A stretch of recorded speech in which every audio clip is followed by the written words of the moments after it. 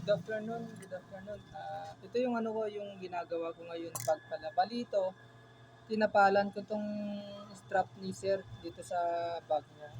Ito yung ano niya, yung tela niya. Bali tinapalan natin ng strap na ito. Ayan. Ito yung strap na nilagay ko, original. Yung bag pala ni sir, ano siya, Hiko. Ayan. Ano, hindi ko alam kung tama yung pronounce ko dito. Hikak.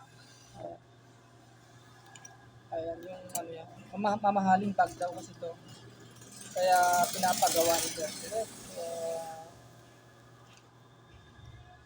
Ganito pala yung pagkagawa ko rito sa mga repair. Panoorin nyo na lang. Mapusisi. Medyo mahirap to pero sinup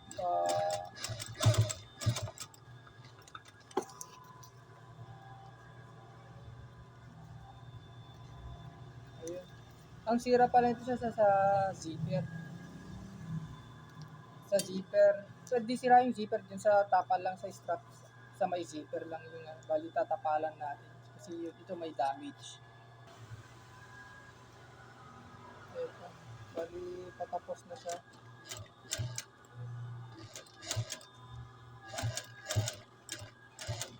Ang mahirap dito medyo makapal kaya ingat-ingat lang tayo sa pananahi kasi minsan pag nagkamali yung pagtusok ng needle sa bag, minsan may natusok siya na matigas na bagay, yun nababalian, lumalagat, doon na mawawala ng timing yung makina ko kaya dito medyo ingat ako sa pagtatahi kasi makapal pagka nakapala. Pero pagka matapos, hindi na halos halata. Sa ganitong paggawa ng bag, medyo mas mahirap to kaysa paglalagay ng zipper. Sa paglalagay kasi ng zipper, saglit lang yun eh.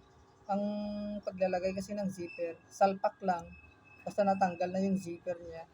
Lalo na sa mga sling bag, mga backpack tulad niyan. Isang salpak lang yan, tahi agad, diretso na.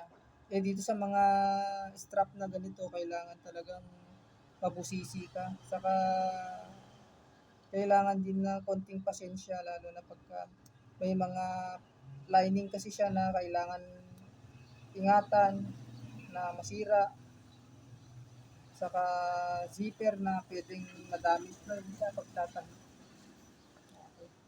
Sa partes pala ng ganitong pagtatahi ng ganitong tapal lalo na pag makapal yung strap dito sa gilid doon sa stopper ng zipper doon pinakamadalas mahirap ang pagtatahi dito kasi sa kapal niya nahihirapan yung makina minsan kung na makapagtahi sa kapal ng tela katulad ng ginagawa ko ngayon. Ayun, ito sa gilid na stopper. Stopper yan, dun sa pinaka-stopper ng gilid ng zipper. Sa gilid ng zipper pala, minsan, mahirap maglagay ng slider dito. Lalo na pagka yung tela, makapal na o kaya yung zipper, marupok, yung luma na.